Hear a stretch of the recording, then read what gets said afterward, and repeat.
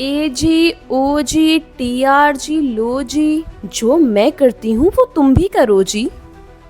जैसा कि आप सबको पता है कि टी आर जी का केस सुप्रीम कोर्ट में चैलेंज है, लेकिन ये सब हमेशा ऐसा नहीं रहेगा।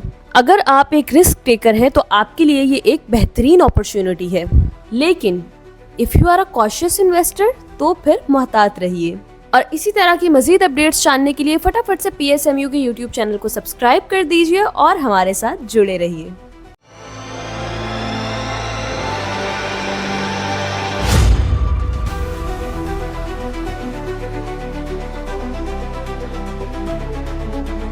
अस्सलाम वालेकुम, मैं हूं नादिया अनवर और आप देख रहे हैं पाकिस्तान शेयर मार्केट अपडेट्स। और जो है नाजरीन, बात करेंगे आज की मार्केट के ऊपर। आज हमने फिर मार्केट को एक डिक्लाइनिंग मोड में देखा, जी हाँ।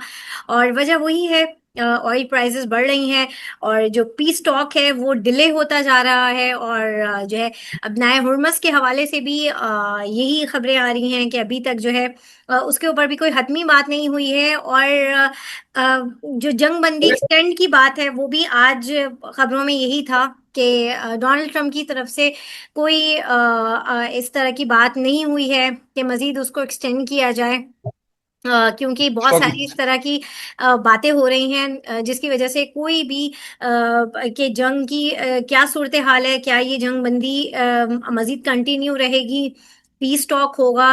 अभी एक्सपेक्टेड है कि मे बी फ्राइडे को जो है ये चीज़ें हों, तो मे बी हो सकता है उसके बाद ही कुछ पिक्चर क्लियर हो। बट अभी हम ये देख रहे हैं कि इस वक्त रोल ओवर वीक है, वो एंडिंग की तरफ जा रहे हैं। मंडे को मॉनेटरी पॉलिसी भी है, ये सारी चीज़ें हैं। और अगर हम बात करें, आज कुछ मेजर रिजल्ट्स भी आए थे, कुछ बैंक्स के रिजल्ट्स थे, एक सीमेंट, कोहिनूर सीमेंट का भी रिजल्ट था। ऑल ओवर अगर रिजल्ट देखा जाए तो रिजल्ट बेहतर आया है, लेकिन जाहिर सी बात है क्योंकि मार्केट इस वक्त इन चीज़ों पे रिएक्ट नहीं कर रही है। सिर्फ ऑयल और जो है ये वॉर की सिचुएशन को देखते हुए जो है मार्केट रिएक्ट कर रही है। और साथ ही साथ अभी हम मार्केट में ये भी देख रहे हैं कि पेनी स्टॉक्स काफ़ी ज़्यादा जो है वो लाइमलाइट में आ चुके हैं, उसके हवाले से भी हम डिस्कस करेंगे आज। और आज हमारे साथ मौजूद हैं अमीन अब्दुल गफ्फार साहब, और जो है उनसे हम जानेंगे। और उनको वेलकम करने से पहले मैं आप लोगों से ये रिक्वेस्ट करूंगी कि आप लोग मेरे प्रोग्राम्स को ज़्यादा से ज़्यादा लाइक किया करें, साथ ही साथ मेरे चैनल को भी सब्सक्राइब करें और साथ में बेल आइकन को भी हिट करें, ताकि कोई भी इंफॉर्मेटिव सेशन जो है वो आप मिस ना कर जाएं। इसके अलावा आपने इसको शेयर करना है सबके साथ, ताकि लोगों को इन्वेस्टमेंट की और साथ ही साथ फाइनेंशियल मार्केट की अवेयरनेस हो। तो चलिए जी, चलते हैं अपने गेस्ट की तरफ, उनको वेलकम करते हैं। अस्सलाम वालेकुम सर। वालेकुम सलाम। कैसे हैं आप? ठीक हैं? अल्लाह का करम शुक्र। जी, मैं चाहूंगी जरा मार्केट के हवाले से बताइए, क्योंकि आज मार्केट जाहिर है एक डिक्लाइनिंग मोड में थी ऑब्वियसली। जो एक पी स्टॉक होने वाला है वो डिले पे डिले हो रहा है, कहीं से कोई पॉजिटिव खबर नहीं है।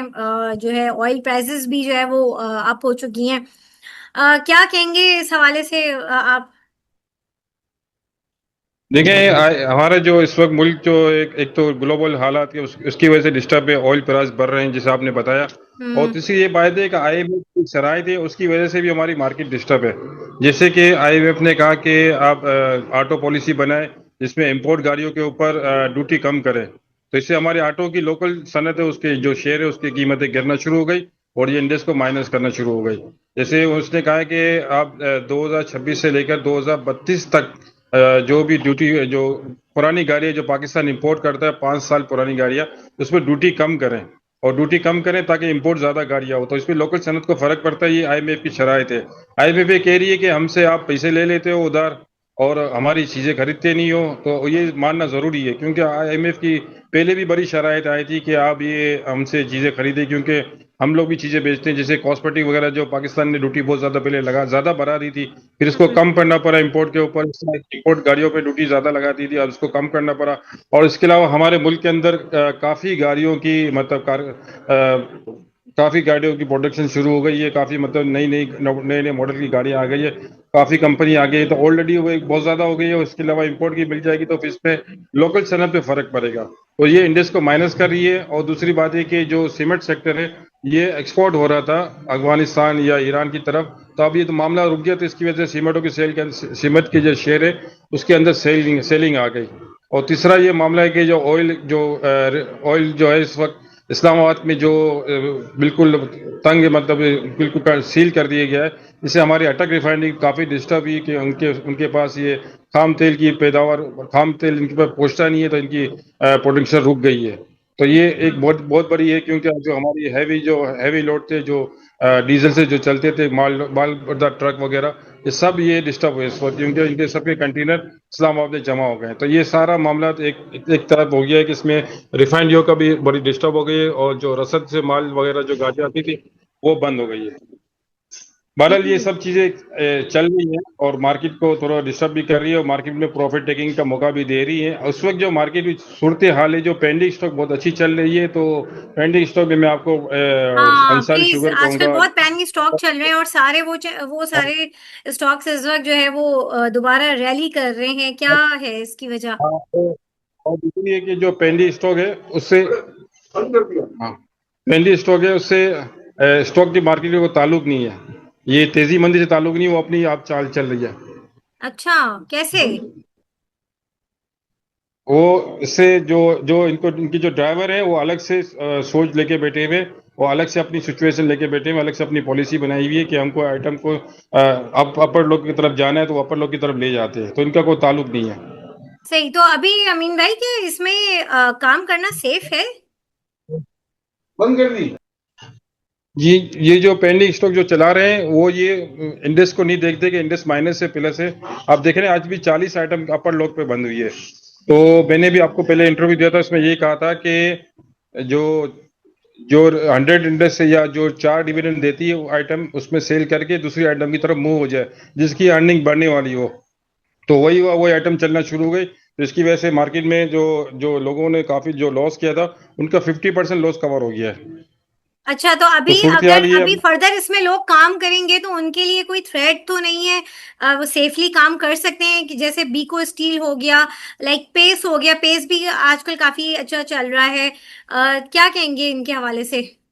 रिस्क लेना पड़ेगा, रिस्क लेंगे तो इंशाल्लाह कमाएंगे, अगर रिस्क नहीं लेंगे तो नहीं कमा सकेंगे। आपको चांस लेने के लिए रिस्क लेना पड़ेगा, रिस्क लेना कंपलसरी है, रिस्क लेंगे तो इंशाल्लाह आपकी चांस बढ़ेगा।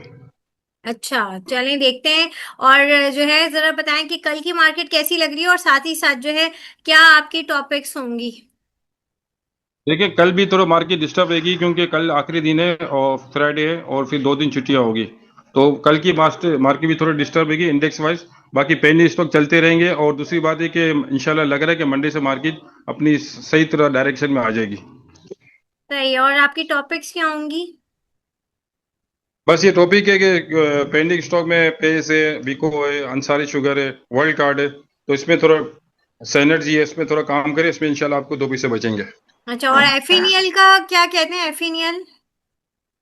एफएनएल में थोड़ी मेरे को आइडिया नहीं है। सही है।